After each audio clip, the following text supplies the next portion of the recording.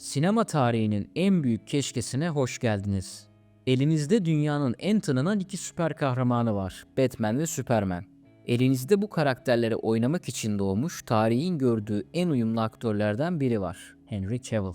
Ve elinizde çizgi roman sayfalarını adeta bir yağlı boya tablo gibi perdeye aktaran vizyoner ama bir o kadar da tartışmalı bir yönetmen var, Zack Snyder. Normal şartlarda bu formülün başarısız olma ihtimali yoktur. Bu formül matematiksel olarak gişeleri parçalamalı, Marvel'ı titretmeli ve sinema salonlarını birer tapınağa çevirmeliydi. Ama yapamadılar. Bunun yerine DC sinematik evreni son 10 yıldır Hollywood'un en pahalı trafik kazasına dönüştü. Sürekli değişen yönetmenler, iptal edilen filmler, alkol batağına sürüklenen Batman'ler ve bir türlü kurulamayan o istikrar. Bugün DC hayranları için bir tutku değil, bir travma sebebi. Şimdi James Gunn'ın yönetiminde her şeye sıfırdan başlanıyor. Ama internetin karanlık köşelerinde Zack Snyder'in geri döneceği ve Snyderverse'ün Netflix'te veya başka bir platformda yeniden doğacağı söylentileri bitmiyor. Peki bu gerçekten mümkün mü? Yoksa bu kalbi kırık hayranların görmek istediği bir rüya mı? Ve en önemlisi Henry Cavill ve Ben Affleck gibi iki dev isim kurumsal egoların altında nasıl ezildi? Bugün DC'nin otopsisini yapıyoruz. Bu hikayenin ilk ve en büyük kurbanı şüphesiz Henry Cavill'dır. Çizgi roman dünyasında bir tabir vardır. Casting is destiny. Yani oyuncu seçimi kaderdir. Christopher Reeve'den sonra kimse Superman'i bu kadar doğru taşıyamamıştı. Henry Cavill sadece fiziksel olarak değil, karakteri, duruşu ve o geek tarafıyla Superman olmak için yaratılmıştı. Bu adam rolü almadan önce World of Warcraft oynarken yönetmenin telefonunu açmayan, Witcher setinde senaristleri kitapta böyle değil diye düzelten biri. Yani bizden biri. 2013'te Man of Steel vizyona girdiğinde kusursuz değildi belki ama bir ağırlığı vardı. Marvel'ın şakacı ve renkli dünyasının aksine DC bize mitolojik, sert ve ciddi bir tanrı vaat ediyordu.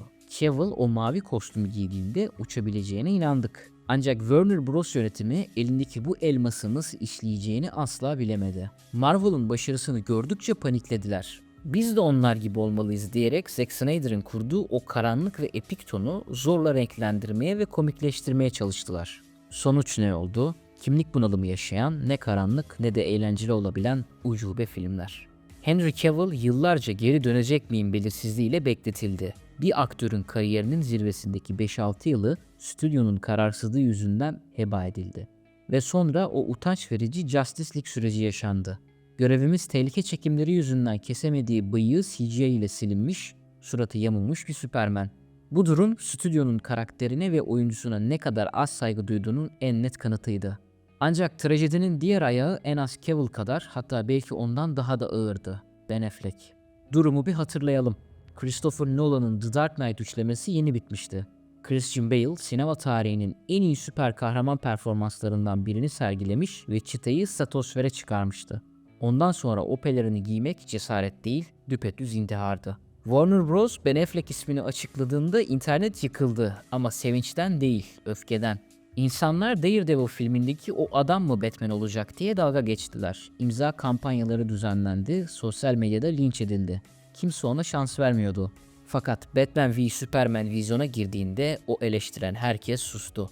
Karşımızdaki Batman, Christian Bale'ın o idealist kahramanı değildi. Bu Frank Miller'ın The Dark Knight Returns çizgi romanından fırlamış bir canavardı. 20 yıldır Gotham bataklığında suçla savaşmış, yorulmuş, dostlarını kaybetmiş, ahlaki pusulası şaşmış ve artık suçluları damgalamaktan çekinmeyen korkutucu bir Batman vardı. Özellikle o meşhur depo sahnesini hatırlayın. O sahne sinema tarihinin teknik olarak en kusursuz Batman dövüşüydü. Bale'ın Batman'i hantaldı, yumruk atarken zorlanır gibi duruyordu. Affleck'in Batman'i ise bir tank gibiydi. Kemik kırıyor, duvarları deliyor ve düşmanlarının üzerine kabus gibi çöküyordu. Ben Affleck sadece oynamadı, bu karakteri resmen yaşadı. Hatta kendi yazıp yöneteceği solo bir The Batman filmi üzerinde çalışıyordu. Senaryonun Arkham Asylum odaklı olduğu, Deathstroke'un ana kötü olacağı ve bugüne kadarki en dedektif odaklı, en karanlık Batman filmi olacağı konuşuluyordu. Peki ne oldu? Stüdyo baskısı, sürekli değişen senaryo talepleri ve Justice League setinde yaşanan o toksik ortam Affleck'i bitirdi. Ben Affleck o dönem yaşadığı boşanma süreci ve stüdyonun yarattığı kaosun ortasında alkol problemine geri döndü. O meşhur Sad Affleck röportajını hatırlarsınız. Henry Cavill yanındayken Affleck'in gözleri boşluğa dalıyordu. O an bir meme oldu ama aslında bir yardım çığlığıydı. Affleck bu rol beni öldürecek diyerek hayalini kurduğu solo filmi ve pelerini bıraktı. Warner Bros. Elindeki en potansiyelli, en olgun Batman'i kötü yönetim, acelecilik ve vizyonsuzluk yüzünden kelimenin tam anlamıyla harcadı. Henry Cavill ve Ben Affleck. Bu iki ismin harcanmasının arkasındaki temel sebep Zack Snyder ve stüdyo arasındaki savaştı. Zack Snyder sineması herkesin zevkine hitap etmeyebilir. Aşırı slow motion kullanımı, karanlık filtreler ve dini metaforlar bazılarını yorar. Ancak inkar edilemeyecek bir gerçek var. Snyder'in bir vizyonu vardı. Bir yol haritası vardı. Warner Bros. İse bu vizyonu desteklemek yerine sabote etmeyi tercih etti. Batman v Superman eleştirilince stüdyo paniğe kapıldı. Justice League çekimleri sırasında Snyder kızıyla ilgili ailevi bir trajedi yaşayıp projeden ayrılmak zorunda kaldığında Warner Bros. Bunu bir fırsat bildi. Marvel'ın yönetmeni Joss Whedon'ı getirdiler ve ona filmi düzelttiler. Whedon'ın yaptığı şey düzeltmek değil, filmi katletmekti.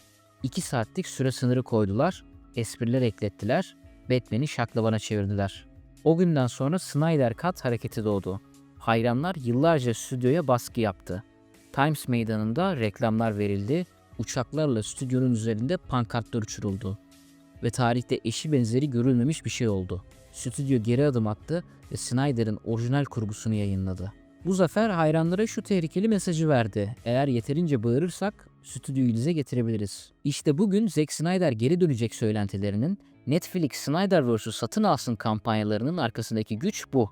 Hayranlar James Gunn'ın kuracağı yeni renkli dünyayı değil, yarım kalan ve karanlık, epik Darkseid savaşını istiyor.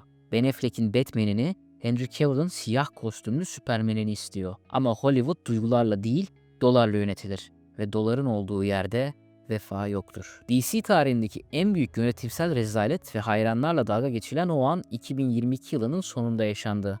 Dwayne Johnson'ın başrolünde olduğu Black Adam filmi pazarlama stratejisini tek bir şeye bağlamıştı. Henry Cavill'ın dönüşü. Film kötüydü, senaryo zayıftı ama kimsenin umurunda değildi. Çünkü jenerik sonrası sahnede o pelerini tekrar görecektik. Film sonunda o müziği duyduk. Pelerinli kahraman sislerin arasından indi ve konuşmamız lazım dedi.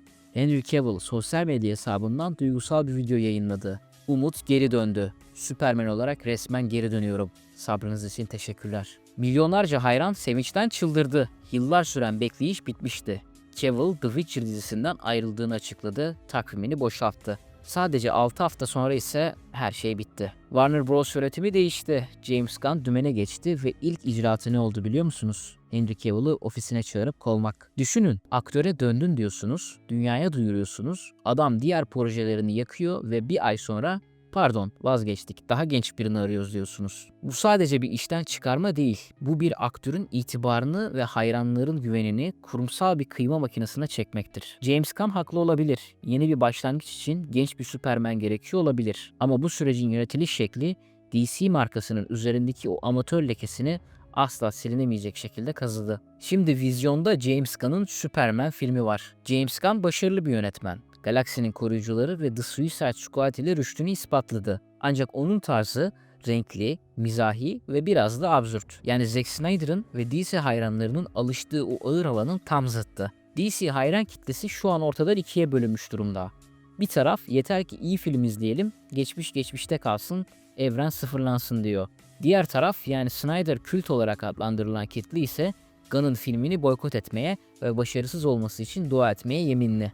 Söylentiler ise bitmiyor. Zack Snyder Netflix ile anlaşıp kendi animasyon evrenini kuracak ya da Warner Bros. Snyderverse karakterlerini Elseworlds yani çoklu evren hikayesi olarak geri getirecek gibi teoriler her gün YouTube'da dolaşıyor. Gerçekçi olalım. Warner Bros. Discovery şu an borç batağında. James Gunn'ın kuracağı yeni evrene milyarlarca dolar yatırım yaptılar. Bu saatten sonra pardon biz yine eskiye dönüyoruz deme lüksleri yok gibi. Ama sinema dünyasında bir kural vardır. Para neredeyse stüdyo oraya gider. Eğer James Gunn'ın Superman filmini yetersiz buldularsa, eğer izleyici Henry Cavill'ın karizmasından ve Ben Affleck'in o yaralı Batman'inden sonra yeni, genç ve renkli aktörleri kabullenemezse işte o zaman o kapalı kapılar ardında zeki arayın cümlesini tekrar duyabiliriz. İmkansız demeyin. Snyder Cut'ın çıkması da imkansızdı. DC sinematik evreni potansiyel enerjinin nasıl kinetik bir felakete dönüştüğünün ders kitabıdır. Sorun Batman'in kostümü, Superman'in pelerini veya filmlerin renk paleti değildi. Sorun,